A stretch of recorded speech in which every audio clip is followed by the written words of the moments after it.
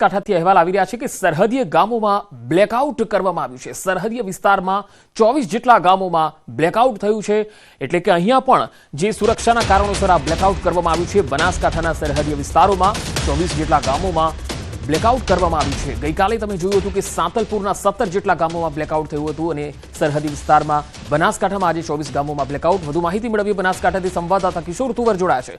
કિશોર, બ્લેકઆઉટના અહેવાલ, શું વધુ વિગત? ચોક્કસથી કાલે જે બનાસકાંઠા બોર્ડરને આવેલા 24 ગામોમાં બ્લેકઆઉટ આપવામાં આવ્યું હતું।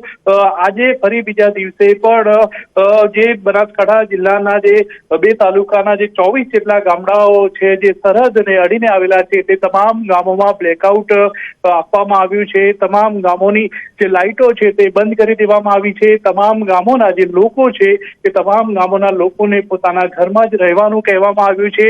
તે ઉપરાંત આ તમામ ગામોની અંદર અલગ અલગ એજન્સીઓ પણ છે। તે ઉપરાંત પોલીસની ટીમ પણ સતર્ક છે, ગામ લોકો પણ સતર્ક છે અને પોલીસ દ્વારા ગામ લોકોને ચુસ્તપણે બ્લેકઆઉટ કરવા માટેની પણ અપીલ કરવામાં આવી હતી। આમ સતત બીજા દિવસે બનાસકાંઠા જિલ્લાના જે પાકિસ્તાન બોર્ડરને અડીને આવેલા જે 24 ગામો છે તે ગામોમાં બ્લેકઆઉટ આપવામાં આવ્યું છે। પંકજ જી કિશોર, ખાસ તો બ્લેકઆઉટના લઈને લોકોમાં કોઈ ગભરાટ છે અને બીજું એ કે ક્યાંય કોઈ વિસ્ફોટના અવાજ અત્યાર સુધી સંભળાયા છે ખરા? આજે પંકજ, જે આ બનાસકાંઠાના જે 24 ગામો છે તે ઉપરાંત પાકિસ્તાનને અડીને આવેલા જે ગામો છે ત્યાં હજુ સુધી કોઈ વિસ્ફોટના અવાજ કે કોઈ શંકાસ્પદ ગતિવિધિ જોવા નથી મળી અને જે ગામોમાં બ્લેકઆઉટ આપવામાં આવ્યા છે તેમાંથી કેટલાક ગામોમાં તો લોકોએ જાતે જ પોતાના ગામની લાઇટો બંધ કરી દીધી હતી। તે ઉપરાંત કેટલાક ગામો એવા છે કે જ્યાં લાઇટ નથી પરંતુ ત્યાં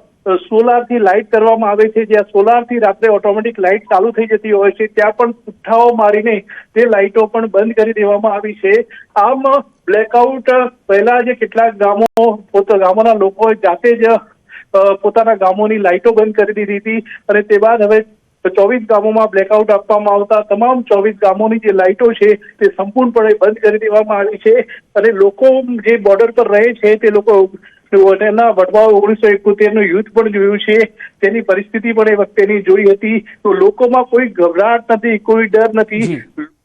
જી કિશોર, આભાર માહિતી આપવા માટે।